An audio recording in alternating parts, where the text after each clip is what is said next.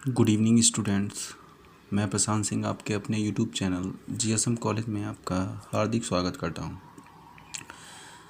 जैसा कि स्टूडेंट्स हमने पिछले वाले वीडियो में कवकों के द्वारा होने वाले रोगों का अध्ययन किया था, इस वीडियो में हम लोग परजीवी प्रोटोजोआ द्वारा होने वाले रोगों का अध्ययन करेंगे।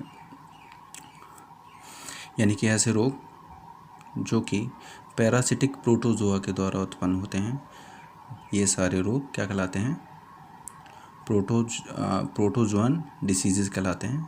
और ये किस में होते हैं? मनुष्य में होते हैं। तो सबसे पहले हमने इसमें लिया है मलेरिया को। तो सबसे पहले हम मलेरिया को पढ़ेंगे। ये भी आपका क्या है? ये कैसे रोग हैं आपके? ये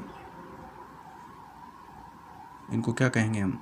प्रोटोजोन डिसीज कहेंगे। ठीक है, तो याद रखिएगा। सबसे पहले मलेरिया को लेंगे। तो मलेरिया किस प्रकार से फैलता है? तो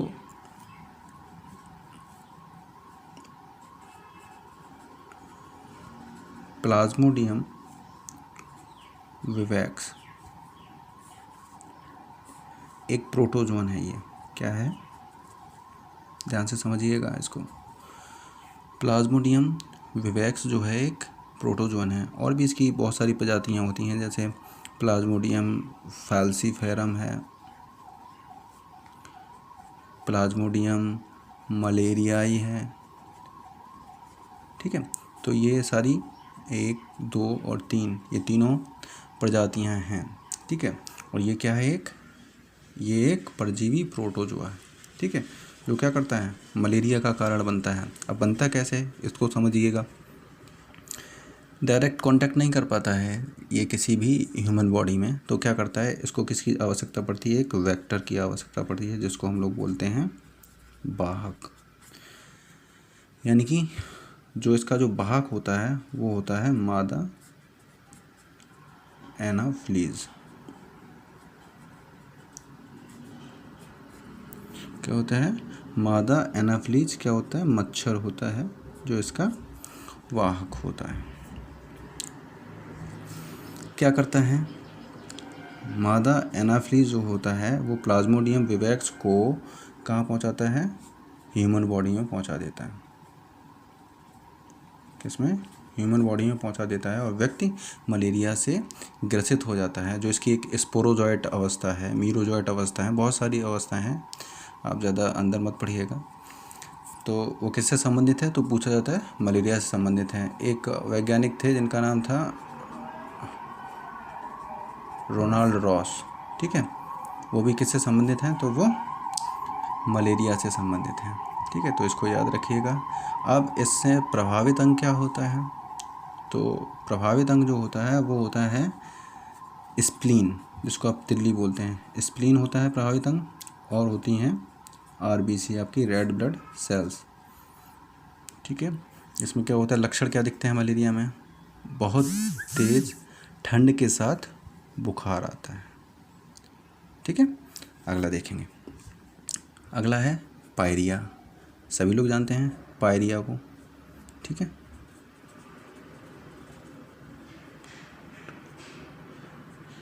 ठीक है, पायरिया। पायरिया दांतों से संबंधित रोग है, और ये कहाँ होता है? मसूड़ों में होता है। ठीक है, मसूड़े में होता है। और इसका जो रोगकारी जो प्रोटोजोन है उसका नाम है एंट अमीबा जेंजिवेलिस।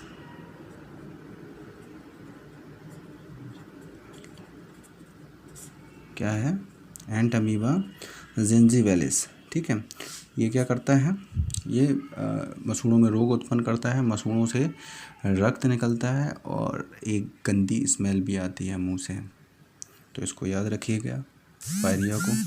इसके बाद अगला जो प्रोटोजोन रोग है उसका नाम है सोने की बीमारी। इसको बोलते हैं स्लीपिंग सिकनेस।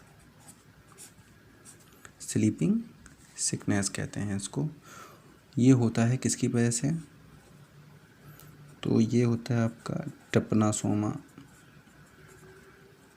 एक प्रोटोजोन है, पैरासिटिक प्रोटोजोन है ट्रिपनोसोमा।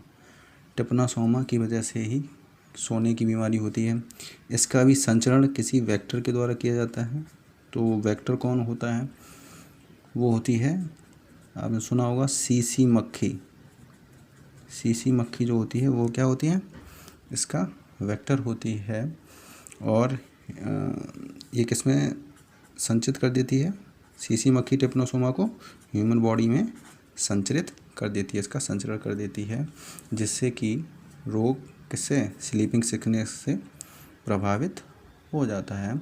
इसमें क्या होता है? इस रोग में व्यक्ति का ब्रेन, जो मस्तिष्क होता है, वो प्रभावित होता है।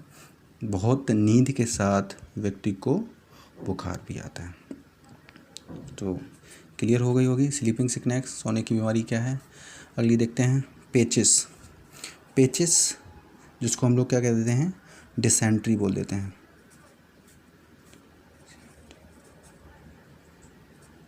डिसेंट्री, पेचिस। पेचिस में क्या होता है? पेचिस तो जानते हैं सभी लोग, श्लेष्मा और खून के साथ दस्त होते हैं। और ये होता है आपका किसकी वजह से? एंट अमीबा हिस्टोलिटिका। किसकी वजह से होता है? एंट अमीबा हिस्टोलिटिका की वजह से ये रोग होता है। और इसमें जो इन्फेक्टेड बॉडी ऑर्गन होता है वो होती है आपकी इंटेस्टाइन, आंत्र। ठीक है, यानी कि जो प्रोटोजोन होता है वो किसको? आंत को प्रभावित करता है, जिससे भोजन पचता नहीं है और श्लेष्मा और खून के साथ दस्त होते हैं। तो पेचिस आपके समझ में आया होगा, डिसेंट्री। अगला देखेंगे कालाजार। इसको हम लोग दूसरे नाम दमदम बुखार या दमदम फीवर के नाम से जानते हैं। ये किसकी वजह से होता है? तो एक प्रोटोजोन है जिसका नाम है लीशमानिया डोनोवानी। लीशमानिया डोनोवानी की वजह से कालाजार होता है। और इसका भी क्या किया जाता है? डायरेक्ट नहीं होता है, इसका भी क्या किया जाता है? वेक्टर के द्वारा संचरण होता है। किसमें? ह्यूमन बॉडी में। तो संचरण कौन करता है? तो वो करती है बालू मक्खी, जिसको बोलते हैं सैंड फ्लाई। क्या कहते हैं इसको? बालू मक्खी इसका संचरण करती है। और व्यक्ति संचरण के बाद क्या होता है? कालाजार से ग्रसित हो जाता है। इसमें क्या होता है? इसमें जो व्यक्ति का प्रभावित अंग होता है वो होता है अस्थिमज्जा। अस्थिमज्जा, जिसको हम बोन मैरो कहते हैं। बोन मैरो प्रभावित रहता है। और इसमें क्या आता है? तेज़ बुखार आता है। इसमें क्या आता है? बहुत तेज़ बुखार आता है। तो ये सारे के सारे हमने परजीवी प्रोटोजोआ द्वारा होने वाले रोग सारे के सारे पढ़ लिए हैं, जिसमें मलेरिया, पायरिया, सोने की बीमारी, पेचिस और कालाजार, ये सारे आपके अच्छी से ठीक प्रकार से समझ में आए होंगे। अगर वीडियो पसंद आया तो लाइक, कमेंट, शेयर ज़रूर करिए। बहुत बहुत धन्यवाद।